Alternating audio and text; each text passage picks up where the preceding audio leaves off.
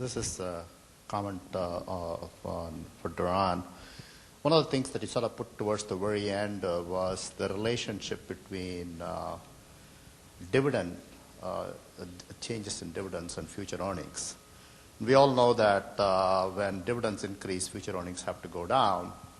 There's actually some very interesting literature that came out in the practitioner journals, JPM and Financial Analyst Journal by Cliff Asness and Rob Arnott.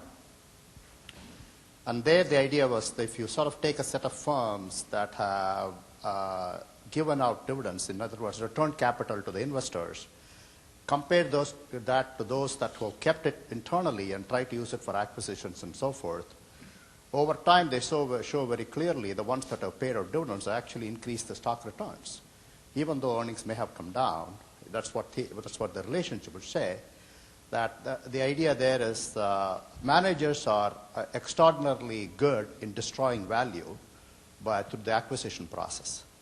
So the ones that don't issue dividends, so if in a portfolio management process we sort of look at firms that issue dividends, the ones that keep it internally, and the evidence is fairly compelling in their work that the ones that use it either for organic growth, thereby taking on projects that may not give as much return as the existing ones, and more importantly, going back to Krishna Palepu's work, the ones that actually grow through acquisitions and not give out the dividends, probably the worst in terms of the type of positions that you have on the long side in your portfolio.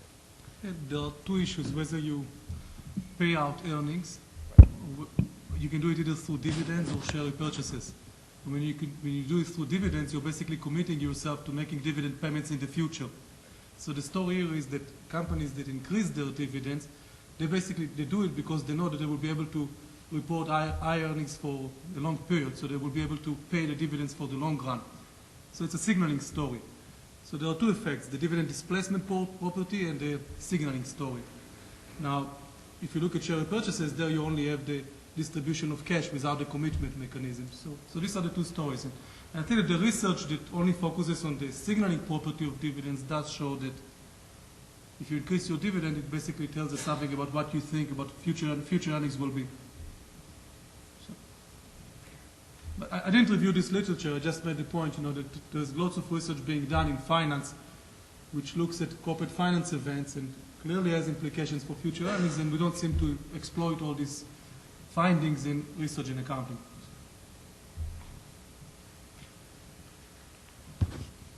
Other questions? We can let Jeff have one. Just one sentence. No, just one period. Why are you so mean to me?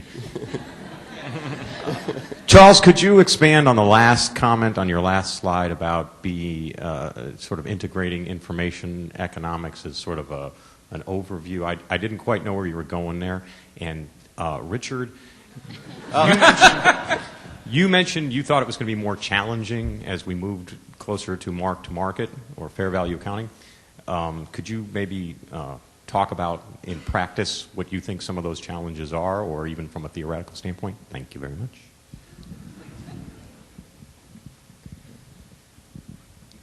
Okay.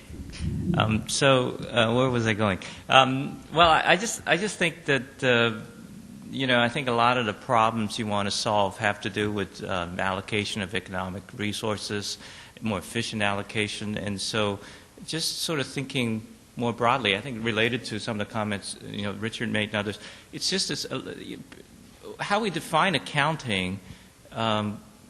Actually, it's up to this group, to a large extent. And if you address issues that are of economic import to people, if you think of yourself as information economists with a particular advantage in the ingredients of cooking, if you will, then I think the mandate gets more interesting, at least for me. And it also potentially allows you to attract new students, because they start to think of accounting as addressing a wide range or wide array of interesting economic problems. So that's all I was thinking of. Oh, sorry, the mic. Yeah, just on the topic of fair value accounting and the impact of that on forecasting, and I can just give you one simple example of where we're moving in the direction of fair value accounting would be in accounting for goodwill.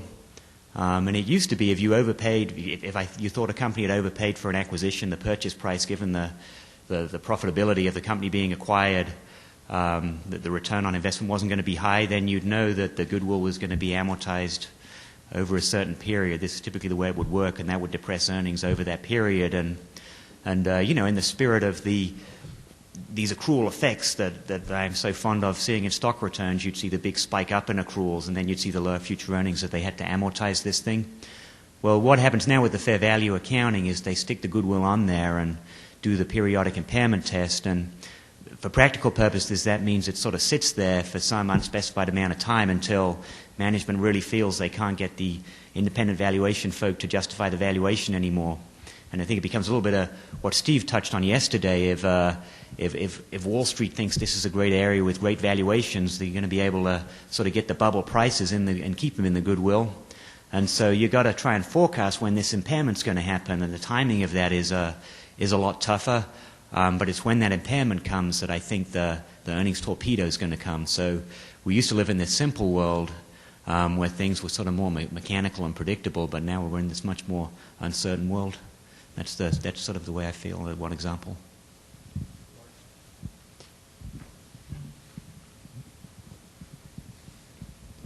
That's kind of an interesting point.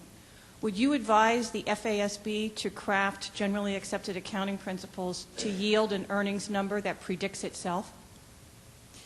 You know, I mean, the easiest answer to that question is just to go down the standard. You know, I'm not drawing normative conclusions for regulators and all the rest of it. But you know, in answer to Jeff's question, you know, like I certainly think it's going to make it harder.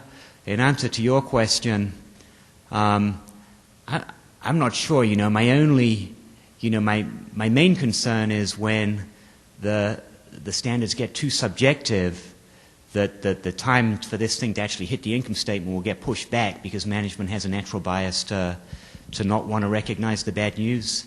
So you're concerned about the implementation of standards that require significant expertise, measurement, and management judgment. Is that correct? Have I understood exactly? that I properly? mean, you know, my first. And that would be an implementation question. Is that correct? Yeah, I mean, my main point, you know, in my talk was that it'll just make forecasting more difficult, and as to whether that's a good thing or a bad thing from the perspective of this, do we want the standards?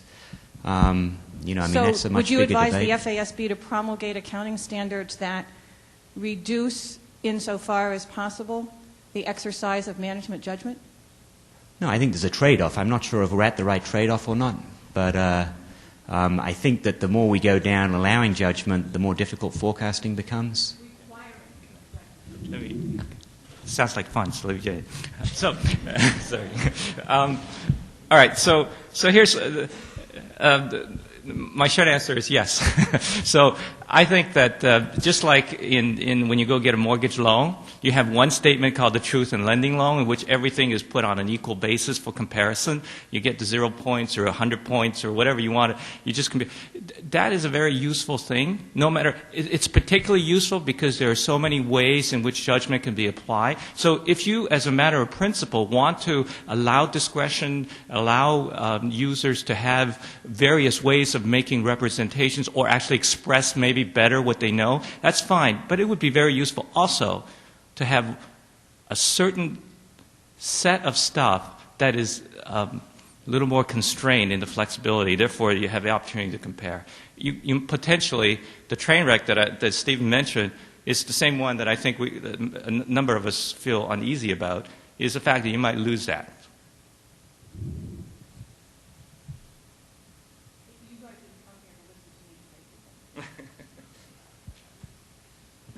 Any other questions? Okay, thank you.